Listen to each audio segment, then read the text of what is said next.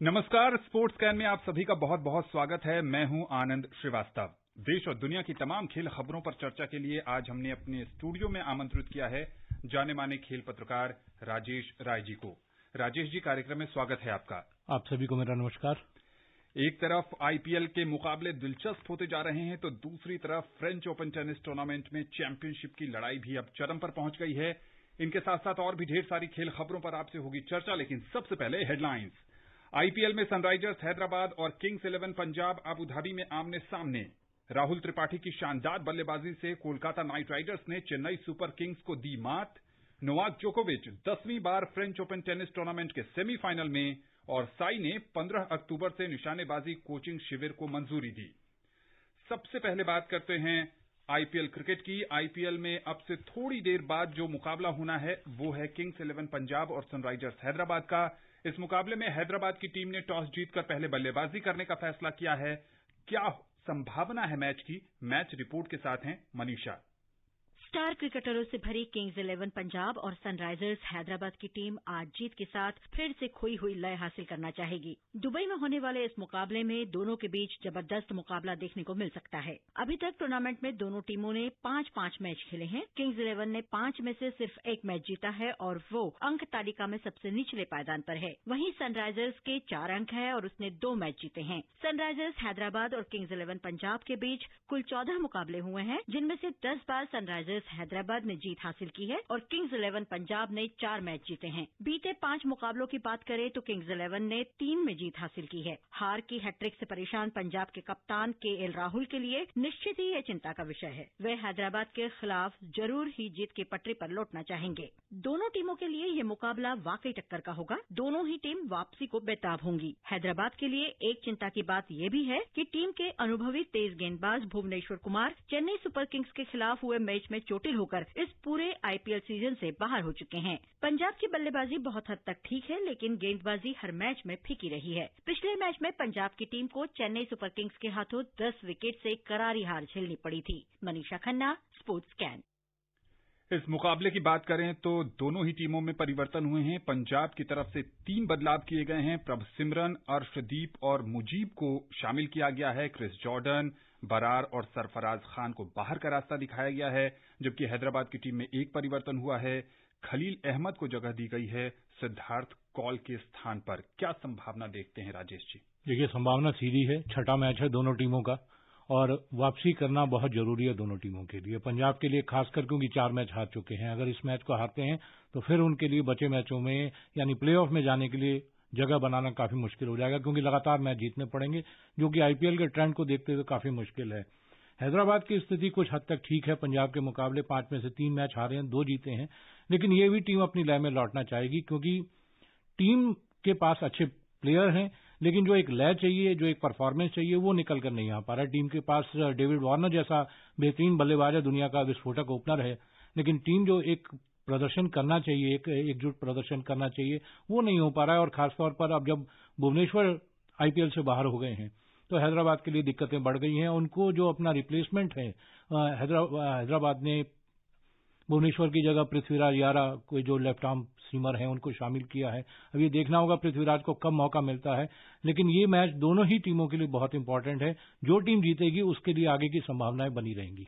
Universe boss यानी Chris Gayle bench पर कब तक बैठे रहेंगे? ये बड़ी हैरानी की बात है। देखिए, ऐसा खिलाड़ी जिसके नाम टी20 के सारे रिकॉर्ड मौजूद हैं, चाहे आप सर्वाधिक रनों की बात करें, चाहे आप सर्वाधिक छक्कों की बात करें, मतलब दुनिया में हर जगह क्रिस गेल ने टी20 के मैचेस खेले हैं, लेकिन लगातार वो बेंच पर बैठे हुए हैं, डगआउट पर बैठ के अपनी टीम को हारते हुए देख रहे हैं। ये समझना बड़ा मुश्किल है कि पंजाब की टीम उन्हें मौका क्यों नहीं दे रही है। अगर शारजाह जैसा मैदान, आमतौर पर जहां पर बड़े स्कोर बने हैं, उस मैदान में अगर क्रिस गेल को मौका दिया जा सकता है, जहां पर वो लंबे शॉट खेल सकते हैं, ये एक अजीब सी रणनीति है कि इतना बढ़िया प्लेयर आखिर उन्होंने क्यों बाहर रखा हुआ है। कम से कम उन्हें 1 या 2 मैच देना चाहिए, जहां वो पता लगे कि अगर वो परफॉर्म कर रहे हैं तो टीम उन्हें आगे रख सकती है। लेकिन ऐसे प्लेयर को केवल डगआउट में बिठाकर रखना समझ से बाहर है। लोकेश राहुल और अनिल कुंबले दोनों की क्या रणनीति है, ये तो आने वाले समय में पता चलेगा कि वो गेल को शामिल करते भी हैं या नहीं, लेकिन इस मुकाबले पर हमारी नजर बनी रहेगी। कल जबरदस्त मैच था। सामने थे कोलकाता और चेन्नई, जिसमें कोलकाता ने जीत हासिल की। मैच रिपोर्ट के साथ हैं अतहर सईद। सलामी बल्लेबाज राहुल त्रिपाठी की शानदार अर्धशतक के बाद गेंदबाजों के उम्दा प्रदर्शन से कोलकाता नाइट राइडर्स ने इंडियन प्रीमियर लीग में कल आबूधाबी में चेन्नई सुपर किंग्स को 10 रन से हराया। नाइट राइडर्स की टीम त्रिपाठी की शानदार अर्धशतक के बावजूद 167 रन पर सिमट गई। त्रिपाठी ने 51 गेंद की अपनी पारी में 8 चौके और 3 छक्के के साथ 81 रन बनाए। उनके अलावा कोलकाता का कोई बल्लेबाज 20 रन के आंकड़े को भी नहीं छू पाया। नाइट राइडर्स के 168 रन के लक्ष्य का पीछा करते हुए सुपर किंग्स की टीम शेन वॉटसन के अर्धशतक और अंबाती रायडू के साथ दूसरे विकेट की उनकी 69 रन की साझेदारी के बावजूद 5 विकेट पर 157 रन ही बना सकी। वॉटसन ने 50 और रायडू ने 30 रन बनाए। सुपर किंग्स की टीम एक समय 10 ओवर में 1 विकेट पर 90 रन बनाकर बेहद मजबूत स्थिति में थी, लेकिन सुनील नारायण, वरुण चक्रवर्ती और आंद्रे रसल ने आखिरी 10 ओवरों में शानदार गेंदबाजी करते हुए नाइट राइडर्स को जोरदार वापसी और जीत दिलाई। नाइट राइडर्स की 5 मैचों में ये तीसरी जीत है और टीम 6 अंक के साथ तीसरे स्थान पर पहुंच गई है। सुपर किंग्स के 6 मैचों में चौथी हार के बाद 4 अंक हैं। Athar Saeed, sports can. उम्र हावी हो रही है या खराब फॉर्म? चेन्नई की हार का क्या कारण? देखिए, सबसे बड़ी वजह यह है कि मिडल ओवर्स में जो रन बनने चाहिए वो नहीं बन पा रहे हैं। अगर आपको स्टार्ट अच्छा मिलता है, 10 ओवर में बहुत बढ़िया स्टार्ट मिला है, उसके बाद अगर स्ट्राइक रोटेट नहीं हो रही है, आप रन नहीं बना पा रहे हैं, बाउंड्री स्कोर नहीं कर रहे हैं, तो फिर ये जो लक्ष्य है आखिरी में बढ़ता चला जाता है। जैसे कल के मैच में हुआ, 26 रन आखिरी ओवर में रह गए थे। जडेजा ने आखिरी 3 बॉल पर जरूर बड़े शॉट लगाए, लेकिन तब भी फासला 10 रन का रह गया। तो टीम को बहुत जरूरी है कि जब आप मिडल ओवर्स में जाते हैं, जहां पर 13 से लेकर 17 ओवर तक, 18 ओवर तक का मामला है, वहां पर हर बॉल पर स्ट्राइक रोटेट होनी चाहिए, हर बॉल पर रन बनना चाहिए। यहां डॉट बॉल खेलकर काम नहीं चल सकता। महेंद्र सिंह धोनी ने कल कई डॉट बॉल खेली हैं। उनके जैसा फिनिशर अगर डॉट बॉल खेलता, वो भी लास्ट ओवर में, अंतिम ओवरों में, तो टीम के लिए दिक्कतें पैदा होती हैं। टीम को ये सोचना पड़ेगा कि क्या उन्हें अपने बैटिंग क्रम में कितना फेरबदल करना है। आप लगातार इस बात पर लेकर बहस होती रही है कि क्या धोनी ऊपर खेलें या निचले क्रम में खेलें, लेकिन मुद्दा ये है कि टीम को जो परफॉर्मेंस चाहिए, चाहे धोनी ऊपर खेलें चाहे नीचे खेलें, लेकिन उनको जो अपना बैटिंग ऑर्डर है उसको दुरुस्त करना होगा, क्योंकि अब वापसी करना बहुत जरूरी है। डिफेंडिंग रनर अप टीम है और वो 4 मैच हार चुकी है, तो टीम के लिए परेशानी वाली बात है। अगर टीम को वापसी करनी है तो इसके बाद उन्हें लगातार मैच जीतने होंगे और इसके लिए बहुत जरूरी है कि आप अपनी बैटिंग लाइनअप को दुरुस्त करें। जो कमियां हैं इन मैचों में, खासतौर पर जिसका मैंने जिक्र किया कि आप मिडल ओवर्स में जो रन नहीं बना पा रहे हैं, ज्यादा डॉट्स बॉल खेल रहे हैं। 2020 में इससे बड़ा क्राइम कोई नहीं है कि आप मैक्सिमम डॉट बॉल खेलते हैं, उनसे बचना होगा। अगर टीम उससे बच जाती है तो, क्योंकि बहुत बड़ा फासला नहीं था, 10 रन का था। अगर आखिरी ओवर में यही टारगेट 18 या 16 रन का होता तो शायद चेन्नई जीत सकती थी, लेकिन फासला देखिए 10 रन का अंतर रहा। जी बिल्कुल। और माही के फैंस ये सोच रहे होंगे कि कब उनका बल्ला चलेगा, और चेन्नई को भी धोनी से उम्मीद है कि उनका बल्ला चलेगा और कप्तानी का जौहर वो दिखा ही रहे हैं। कब टीम जीत की पटरी पर लौटती है, ये देखने वाली बात होगी। पाकिस्तान क्रिकेट बोर्ड जिम्बाब्वे के खिलाफ घरेलू श्रृंखला से पहले राष्ट्रीय टीम के मुख्य कोच और मुख्य चयनकर्ता मिसबाउल हक के 1 साल के प्रदर्शन की समीक्षा करेगा। पीसीबी के मुख्य कार्यकारी अधिकारी वसीम खान ने मीडिया से कहा कि वो और चेयरमैन एहसान मनी जल्द ही मिसबा के साथ बैठक करके उनके प्रदर्शन के बारे में चर्चा करेंगे। न्यूजीलैंड में पेशेवर क्रिकेट 19 अक्टूबर से बहाल हो रहा है। प्रथम श्रेणी चैंपियनशिप कोरोना वायरस प्रोटोकॉल का पालन करते हुए खेली जाएगी। न्यूजीलैंड के 6 खिलाड़ी इस समय आईपीएल के लिए यूएई में हैं। उनके अलावा सभी अनुबंधित खिलाड़ी प्लंकेट शील्ड टूर्नामेंट के लिए अपनी घरेलू टीमों से जुड़ेंगे। Tournament Eden park, outer Oval, sedan park और बेसिन रिजर्व पर खेला जाएगा। बोर्ड के क्रिकेट परिचालन प्रमुख रिचर्ड ब्रूवेर ने कहा है कि न्यूजीलैंड क्रिकेट ने कोरोना वायरस संबंधी आईसीसी के अधिकांश नियमों को लागू करने का फैसला किया है। क्रिकेट के बाद बात करते हैं पेरिस में चल रहे वर्ष के चौथे और अंतिम grand slam French open tennis tournament की। कौन कौन से खिलाड़ी जीतने में सफल रहे और किन्हें हुई निराशा, रिपोर्ट के साथ हैं वीरेंद्र कौशिक। दुनिया के नंबर 1 टेनिस खिलाड़ी नोवाक जोकोविच ने 10वीं बार फ्रेंच ओपन टेनिस टूर्नामेंट के सेमीफाइनल में जगह बनाई है। सर्बिया के जोकोविच ने फ्रेंच ओपन के क्वार्टर फाइनल में 17वीं वरीयता प्राप्त स्पेन के पाब्लो कारेनो बस्ता को 4-6, 6-2, 6-3, 6-4 से हराया। क्वार्टर फाइनल मुकाबले में जोकोविच की शुरुआत थोड़ी धीमी रही और पहले सेट में उन्हें पाब्लो के हाथों 4-6 से हार का सामना करना पड़ा। इस बीच वो कई बार दर्द से करहाते नजर आए, लेकिन उन्होंने दूसरे सेट में जोरदार वापसी करते हुए अगले तीनों सेट आसानी से जीतकर अंतिम 4 में अपनी जगह बना ली। जोकोविच की फ्रेंच ओपन में ये 73वीं जीत है और इसी के साथ ही वे करियर के 38वें ग्रैंड स्लैम सेमीफाइनल में पहुंचे हैं। जोकोविच के फ्रेंच ओपन में इस जीत के बाद टूर्नामेंट में पुरुषों के सिंगल्स सेमीफाइनल मुकाबले तय हो गए। जोकोविच का सामना 5वीं वरीयता प्राप्त स्टेफानोस सित्सिपास से होगा। वहीं क्ले कोर्ट के बेताज बादशाह राफेल नडाल का सामना 12वीं वरीयता प्राप्त अर्जेंटीना के डिएगो श्वार्ट्जमैन से होगा। महिला वर्ग में 7वीं वरीयता प्राप्त चेक गणराज्य की पेट्रा क्वितोवा ने जर्मनी की लाउरा सेगमंड को 1 घंटे 20 मिनट तक चले मैच में 6-3, 6-3 से हराकर सेमीफाइनल में जगह बना ली। क्वितोवा ने 2012 के बाद पहली बार फ्रेंच ओपन के सेमीफाइनल में जगह बनाई है। क्वितोवा का सेमीफाइनल में ऑस्ट्रेलियन ओपन चैंपियन अमेरिका की सोफिया केनिन से मुकाबला होगा, जिन्होंने अपने ही देश की डेनियल कॉलिंस को 2 घंटे 4 मिनट तक चले मुकाबले में 6-4, 4-6, 6-0 से पराजित कर अंतिम 4 में जगह बनाई। केनिन ने कॉलिंस से पिछले 3 मुकाबले हारे थे, लेकिन इस बार उन्होंने जीत हासिल की। Virender Kaushik, sports scan. तो नोवाक जोकोविच versus Rafael Nadal probable final. देखिए, बिल्कुल हर टेनिस प्रेमी यही उम्मीद करेगा कि फाइनल इन्हीं दोनों दिग्गज खिलाड़ियों के बीच खेला जाए। जोकोविच 10वीं बार सेमीफाइनल में पहुंचे हैं और नडाल 13वीं बार सेमीफाइनल में पहुंच चुके हैं। और इन दोनों खिलाड़ियों को देखा जाए तो नडाल के पास 19 ग्रैंड स्लैम है और जोकोविच के पास 17 ग्रैंड स्लैम है, यानी 36 ग्रैंड स्लैम ये दोनों खिलाड़ी अपने पास रख के चल रहे हैं। खैर, फेडरर जो जिनके पास 20 ग्रैंड स्लैम है, इस साल इस टूर्नामेंट में हिस्सा नहीं ले रहे थे, घुटने की उनकी सर्जरी हुई थी। लेकिन ये जो दो बड़े खिलाड़ी हैं, जिस तरह का प्रदर्शन उन्होंने इस टूर्नामेंट में किया है, अगर थोड़ा सा पहले जहां यूएस ओपन हुआ था, जहां पर अनफॉर्चुनेटली जोकोविच को चौथे राउंड में महिला लाइन जज को बॉल मारने की वजह से बाहर होना पड़ा था। नडाल उस टूर्नामेंट में नहीं खेले थे कोरोना के कारण। लेकिन इस टूर्नामेंट में ये दोनों खिलाड़ी मौजूद हैं। एक नंबर 1 सीड है, एक नंबर 2 सीड है, 12 बार के चैंपियन नडाल हैं। तो एक मुकाबला, उम्मीद यही की जा रही है कि मुकाबला जो फाइनल है वो इन दोनों खिलाड़ियों के बीच होना चाहिए। लेकिन 5वीं वरीयता प्राप्त जो यूनान के सित्सिपास हैं, जिनके साथ जोकोविच का सेमीफाइनल में मुकाबला होना है, और जो अर्जेंटीना के 12वीं सीड श्वार्ट्जमैन हैं, जिनके साथ नडाल का मुकाबला है, इन दोनों खिलाड़ियों को अंडर एस्टिमेट कतई नहीं करना चाहिए। क्ले कोर्ट पर हाल में इन दोनों खिलाड़ियों का प्रदर्शन बहुत अच्छा रहा था। इटालियन ओपन में श्वार्ट्जमैन ने नडाल को पराजित किया था। तो ये, और यहाँ डोमिनिक थिएम को उन्होंने हराया है। यहाँ डोमिनिक थिएम को हरा चुके हैं, जो यूएस ओपन चैंपियन हैं। तो मुकाबला सेमीफाइनल का जब आ जाता है तो दोनों जो चारों खिलाड़ी इस सेमीफाइनल लाइनअप में उतरेंगे, चारों अपना बेस्ट परफॉर्म करने की कोशिश करेंगे।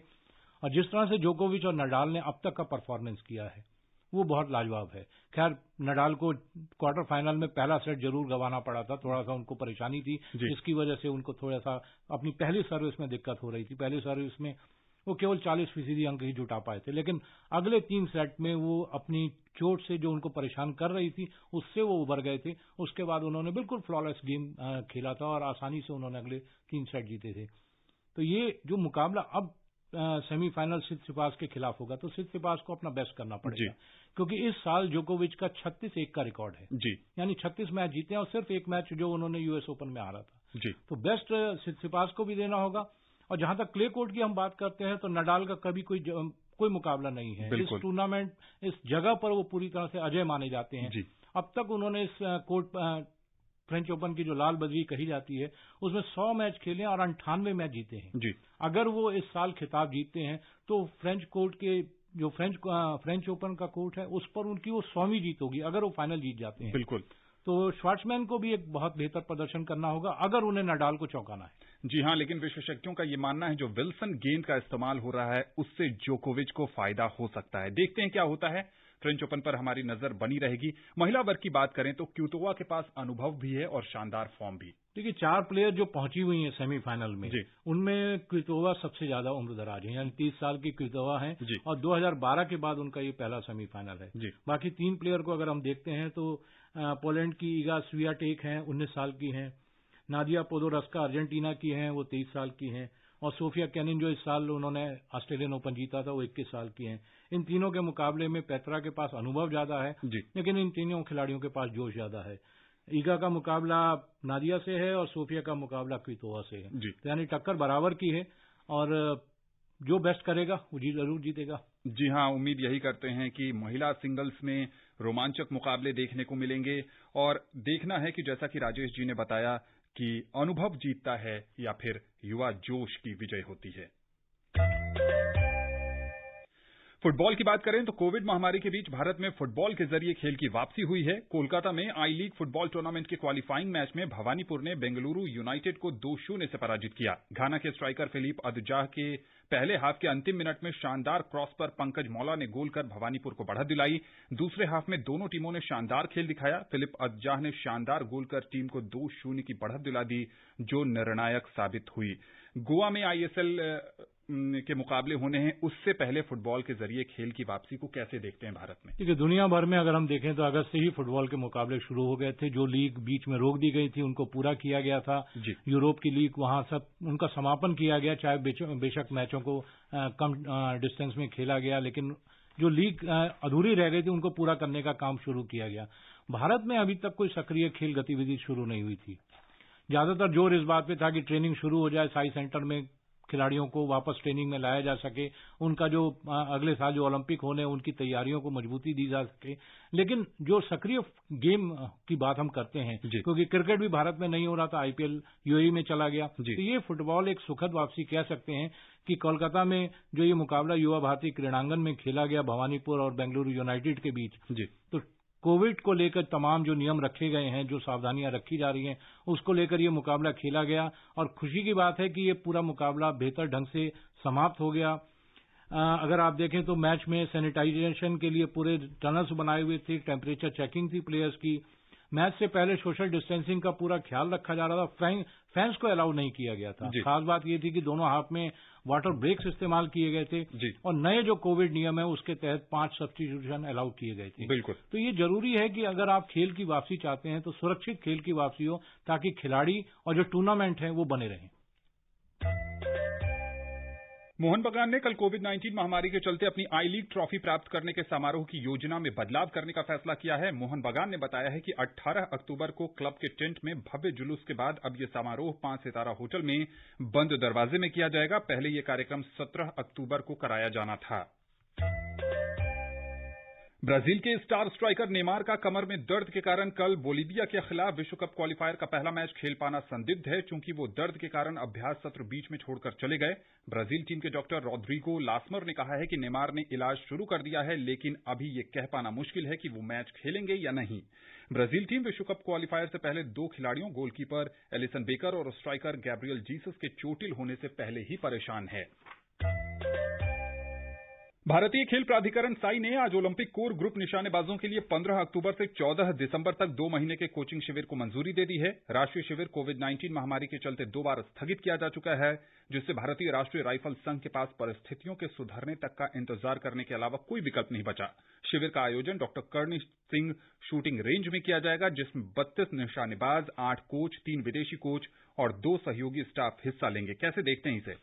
देखिए, बहुत जरूरी है, क्योंकि अब ओलंपिक का समय बहुत तेजी से भागता जा रहा है। अक्टूबर का महीना हो चुका है और शुरुआत चल रही है और अगले साल जुलाई में ओलंपिक होने हैं और खिलाड़ियों को चाहिए कि वो अपनी ट्रेनिंग शुरू करें ताकि उनका अभ्यास बना रहे।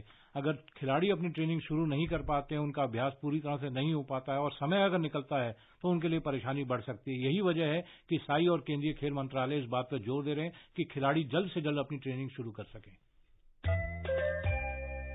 प्रधानमंत्री नरेंद्र मोदी के आत्मनिर्भर भारत के उद्देश्य को लेकर एमपी कप 2020 गोल्फ टूर्नामेंट का आयोजन दिल्ली के ऐतिहासिक दिल्ली गोल्फ क्लब में कल से यानी 9 और 10 अक्टूबर को होगा। इस टूर्नामेंट को सांसद मीनाक्षी लेखी ने काफी अहम बताया है। उन्होंने कहा है कि कोविड महामारी के बीच आत्मनिर्भर भारत के उद्देश्य को हासिल करने के लिए ये टूर्नामेंट किया जा रहा है। कैसे देखते हैं इस पहल को? देखिए, ये वही बात है कि जिस तरह से कोलकाता में फुटबॉल की वापसी हुई है, उसी तरह से दिल्ली गोल्फ क्लब में गोल्फ की वापसी करने की कोशिश की जा रही है। गोल्फ वैसे भी एक ऐसा खेल है जहां पर सोशल डिस्टेंसिंग रखी जा सकती है।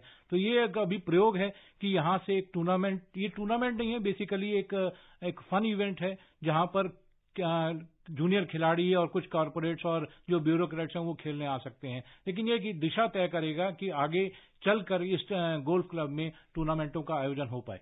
हम अपने श्रोताओं को बता दें कि जो मुकाबला हैदराबाद और पंजाब के बीच चल रहा है, हैदराबाद ने 2 ओवर की समाप्ति पर बिना किसी नुकसान के 19 रन बना लिए हैं। राजेश जी, अब समय नहीं है कि इस पर या किसी और खबर पर आपसे चर्चा करें। स्पोर्ट्स कैन से जुड़ने के लिए आपका बहुत बहुत शुक्रिया। धन्यवाद। स्पोर्ट्स कैन का आज का अंक यहीं समाप्त होता है। पूरी टीम को दीजिए अनुमति। नमस्कार।